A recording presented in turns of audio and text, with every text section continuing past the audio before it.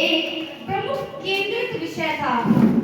सतत विकास ऐसा विकास है जो आने वाली पीढ़ियों के हितों से समझौता किए बिना ही वर्तमान पीढ़ी की आवश्यकताओं को पूरा करता है। यह परिभाषा दो महत्वपूर्ण बातों को उजागर करती है।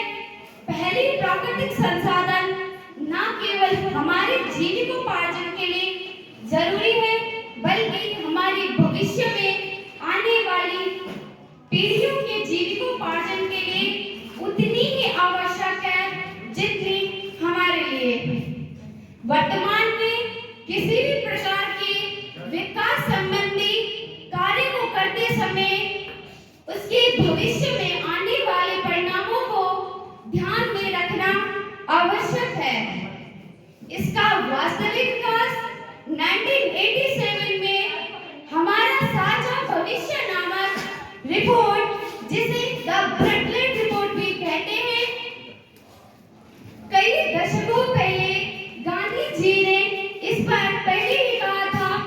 हमारी प्रकृति हमारी लोगों की जरूरतों को पूरा कर सकता है, लेकिन उनके लालच को नहीं। अब जाकर विकास के विशेषज्ञ इसे अधिकाधिक स्वीकार करने लगे हैं। सतत विकास की आवश्यकताओं को बेहतर ढंग से निरूपित करते हैं पंक्तियां। इन पंक्तियों पर भी विचार कीजिए। अंतिम वृक्ष को काट दिए जाने के बाद, अंतिम नदी को विषाक्त करने के बाद, अंतिम मछली पकड़ लिए जाने के बाद हम पाएंगे कि पैसे को खाया नहीं जा सकता है। देखिए कि हमारी आर्थिक प्रगति तभी सफल हो सकती है जब हमारे पर्यावरण और विकास में बेहतर संतुलन होगा। पर्यावरणीय संसाधनों के अतिदोहन से भले अल्पकालिक समृद्धि दिख जाती है, लेकिन दीर्घकाल में यह विनाश को ही बुलावा देता है। यही कारण है कि आज सतत विकास का मुद्दा राष्ट्रीय व अंतर्राष्ट्रीय चर्चा का विषय कार्य नहीं है। इसमें कई सारी चुनौतियों का सामना करना पड़ता है, लेकिन चुनौतियों से ही संभावना और समस्याओं का निराकरण होता है। इसमें विज्ञान की अहम भूमिका है। बुनियादी विज्ञान से हम सतत विकास के चुनौतियों और संभावनाएं तलाश सकते हैं और टिकाऊ समाधान प्राप्त कर सकते हैं। भारतवर्ष कार्य किए जा रहे हैं, जिनमें राष्ट्रीय सौर मिशन, ऊर्जा दक्षता को बढ़ाने के लिए राष्ट्रीय मिशन, सतत अधिवास पर राष्ट्रीय अभियान, राष्ट्रीय जल अभियान, हिमालयन परितल को बनाए रखने के लिए राष्ट्रीय अभियान, हरित भारत के लिए राष्ट्रीय अभियान, संपोषणीय कृषि के लिए अभियान, जलवायु परिवर्तन संबंधी रणनीतिक ज्ञान के लिए राष्ट्रीय अभियान। भारत में विभिन्न नवीकरणीय ऊर्जा स्रोतों से वर्ष 2022 तक 175 गीगावाट ऊर्जा उत्पादन लक्ष्य निर्धारित है।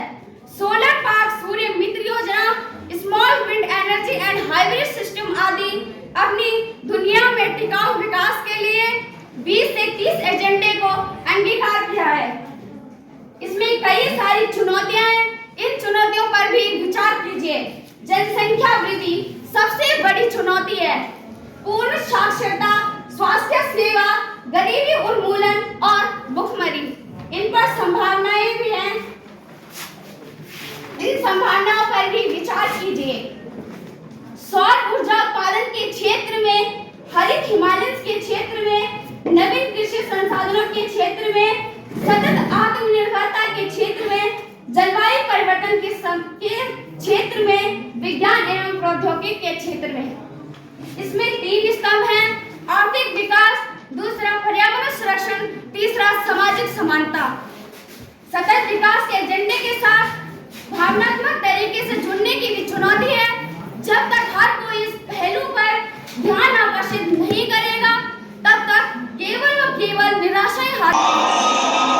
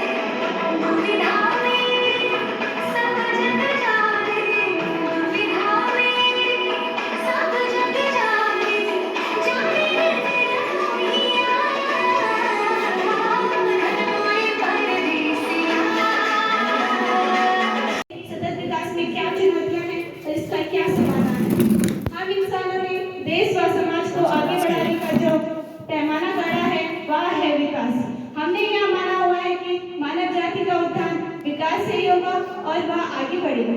इसी तरह शुरू हुई विकास की खोज, लेकिन ये विकास किस कीमत पर हो रहा है, इसका जवाब किसी के पास नहीं। विकास के पहिए की तरह जिस औद्योगिकरण को हमने अपनाया है, उसका खमियाजा आज हमारा पर्यावरण भुगत रहा है। जब हमें ईंधन के लिए लकड़ी, बिजली, पानी पूर्व के कार्यों से सीख ले एवं वैज्ञानिक दृष्टिकोण वर्तमान जरूरतों के साथ साथ भविष्य पर भी निर्भर है।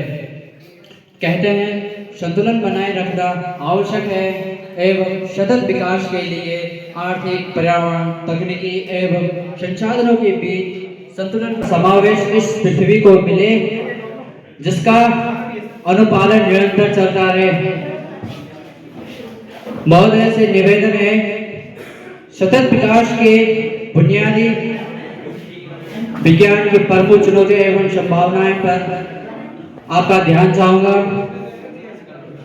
मानव का सतत विकास तभी संभव है जब जनसंख्या एवं पारिस्थितिकीय तंत्र की उत्पादक क्षमता में सामंजस्य स्थापित हो। जनसंख्या वृद्धि एक प्रमुख चुनौती के रूप में खड़ी है। जितनी अधिक जनसंख्या होगी उतनी ही मात्रा में भौतिक वस्तुओं और संसाधनों का उपयोग भी होगा। इससे संसाधनों का अनुपलब्धता का खतरा है। महोदय, पर्यावरण को सुरक्षित रखना आवश्यक है एवं सतत विकास पर्यावरण के क्षरण के विरोध में शिक्षा के स्वरूप को समाज के हितकर बनाना एवं जैव प्रौद्योगिकी तकनीकी